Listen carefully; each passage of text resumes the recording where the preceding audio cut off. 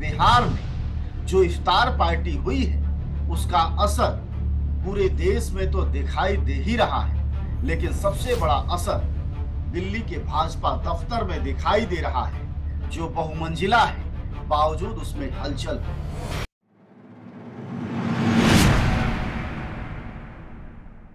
नमस्कार दोस्तों, राजनीति में मुलाकातें और दावतें कभी यूं ही नहीं होती, हमेशा उसके मायने होते हैं। और कई बार राजनीतिक मायने ऐसे होते हैं कि उससे सत्ताएं तक पलट जाती हैं, हलचल तो अक्सर ही हो जाती है। और यही वजह है कि बिहार में जो इफ्तार पार्टी हुई है उसका असर पूरे देश में तो दिखाई दे ही रहा है, लेकिन सबसे बड़ा असर दिल्ली के भाजपा दफ्तर में दिखाई दे रहा है, जो बहुमंजिला है, बावजूद उसमें हलचल हो गई। हलचल इस बात की है कि इफ्तार पार्टी में जो मेहमान आए, जो दावत में बातें हुई, क्या वह बिहार की राजनीति की कोई नई रूपरेखा बनने जा रही है? क्या वहां राजनीतिक तौर पर पिछले विधानसभा चुनाव और लोकसभा चुनाव में जो मनमुटाव पैदा हो गया था वहां के स्थानीय राजनीतिज्ञों में, स्थानीय पार्टियों में, क्या वह फिर बदलने वाला है? तो आप दोस्तों समझ रहे होंगे कि हम बात कर रहे हैं बिहार में तेजस्वी यादव ने जो दावत दी है उसकी। तेजस्वी यादव एक परिपक्व नेता के तौर पर आगे बढ़ते दिखाई दे रहे हैं, इसमें कोई संदेह नहीं है। और सबसे बड़ी बात यह है कि बच्चा कहने वाले प्रधानमंत्री मोदी भी इफ्तार की इस दावत से थोड़े हलकान हैं।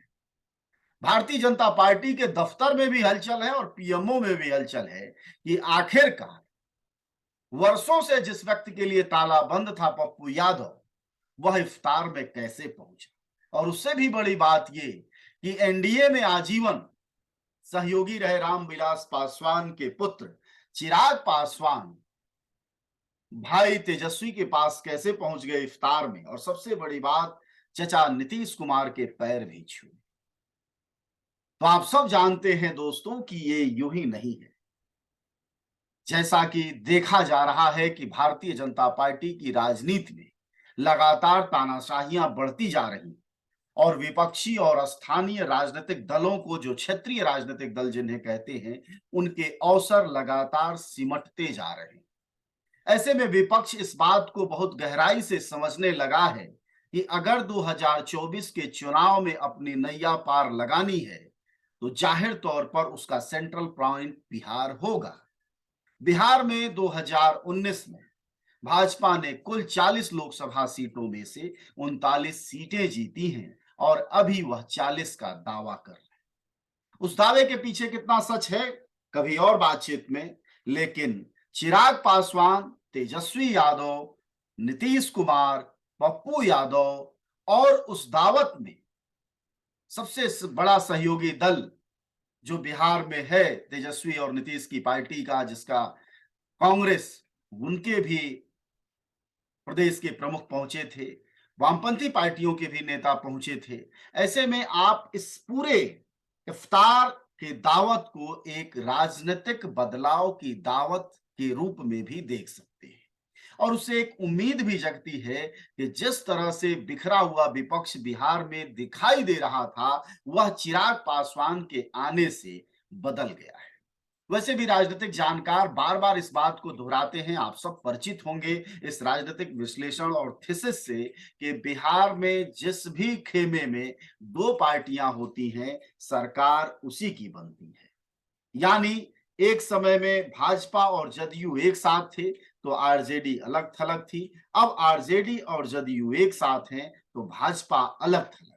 ऐसे में अगर चिराग पासवान मिल जाए, पप्पू यादव एक स्वर से हो जाएं, तो आप समझिए कि यह जो बिहार का ताना बाना है वह वापस अपनी पुरानी राजनीति की धुरी पर लौट आएगा, जिसके बारे में बिहारी कहते हैं कि बिहार बाबू अलग बा, ये अलग मिजाज के राज्य है, यहाँ बाकी देश की बात नहीं चली। तो हो सकता है बात यहां तक भी पहुंचे। हालांकि यह गठजोड़ आगे किस रूप में बढ़ेगा, इफ्तार की दावत जो है वह राजनीतिक कार्यक्रमों में कैसे बदलेगी, यह चुनौती बनी रहेगी, लेकिन यह एक सकारात्मक संदेश के रूप में देखा जाना चाहिए कि तेजस्वी यादव, चिराग पासवान, मुख्यमंत्री नीतीश कुमार, लल्लन सिंह, वामपंथी पार्टियां, कांग्रेस के अध्यक्ष, यह सब लोग जब बिहार के पटना में इफ्तार दावत में पहुंचे तो एक बार याद आया कि यह परंपरा लालू यादव की राजनीतिक विरासत सही मायने में अब तेजस्वी यादव संभालने की तरफ बढ़ रहे हैं। एक परिपक्व नेता, एक मजबूत विपक्ष, जो नेतृत्व की भूमिका लालू प्रसाद यादव में होती थी। आप यूपीए की सरकारों को देखिए कि जब भी संकट होता था कि भाई कांग्रेस और एनसीपी की बात नहीं बन रही है, वामपंथी पार्टियां और कांग्रेस की बात नहीं बन रही है, या कुछ क्षेत्रीय दल बिदक रहे हैं, तो उसमें लालू प्रसाद यादव का रोल बहुत बड़ा होता।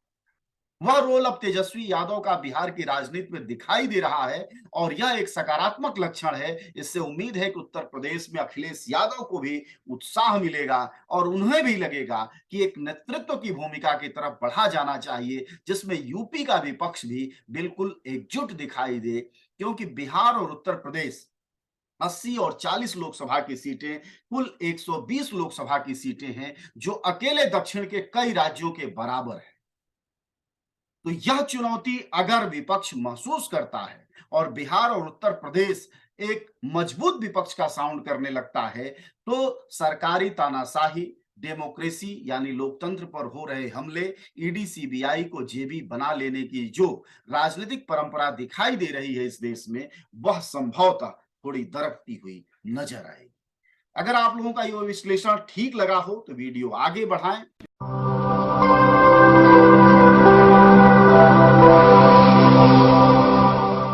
जन ज्वार, जनता की मीडिया।